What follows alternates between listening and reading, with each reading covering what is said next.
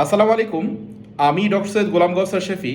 আজকের এই ভিডিও বার্তায় আমি যে বিষয়টা নিয়ে কথা বলবো সেটা হলো প্রস্রাবের ইনফেকশন এবং এর সহজ ঘরোয়া চিকিৎসা। ভিউয়ার্স, তুলসী পাতা সাধারণত দুই ধরনের হয়ে থাকে, একটা হলো কালো তুলসী, একটা হলো সাদা তুলসী।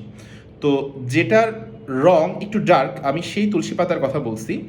8 থেকে 10টা তুলসী পাতা এক গ্লাস পানির সাথে ভালো করে গরম করবেন। যদি পসিবল হয় একটু চাটনি করে নেবেন বা ব্ল্যান্ডার মেশিনে একটু ব্ল্যান্ড করে নেবেন, নাহলে পাটা একটু বেটে নেবেন, নাহলে হাত দিয়ে একটু ভালো করে কচলায় নেবেন। নিয়ে এক গ্লাস পানির সাথে সেটাকে ভালোভাবে 8 থেকে 10 মিনিট ভালো করে ফুটাবেন।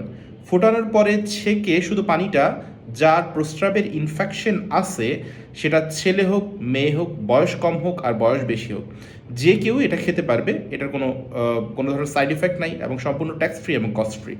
নিয়মিত কোনো পেশেন্ট যার প্রস্রাব ইনফেকশন আছে বা সিস্টাইটিস আছে, তারা যে রিপোর্টটা সিস্টাইটিস আসছে 2 থেকে 3 মাস যদি পরে আবার সেম রিপোর্ট ইউরিনের একটা আরই করা হয়, তাহলে আপনারা খেয়াল করবেন যে প্রস্রাবের ইনফেকশনের যে সমস্যাটা সেটা পুরোপুরিভাবে ঠিক হয়ে গেছে।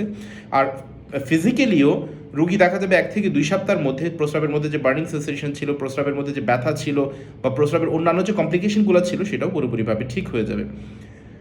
যারা আমার ভিডিওটা দেখতেছেন তাদের উদ্দেশ্য করে বলবো যে এটা একদমই সহজ একটা প্রসেস। এটা আপনি যে কোনো মানুষকে সাজেস্ট করতে পারেন, আপনারা যে কোনো বয়সের পেশেন্ট হন না কেন, এটা আপনারা ট্রাই করে দেখতে পারেন। ইনশাল্লাহ এটা খুবই কার্যকারী একটা উপায় বলে ইনশাল্লাহ সাব্যস্ত হবে। ভিউয়ার্স, আমি যেভাবে আলোচনা করলাম হয়তো বা কারো কোনো প্রশ্ন থাকার কথা না, বাট তারপরে যদি কারো কোনো প্রশ্ন থাকে, so you can ask me.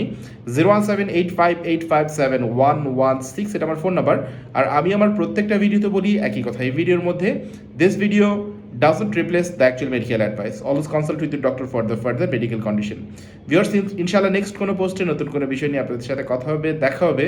ততক্ষণ আপনারা ভালো থাকুন, সুস্থ থাকুন। আসসালামু আলাইকুম।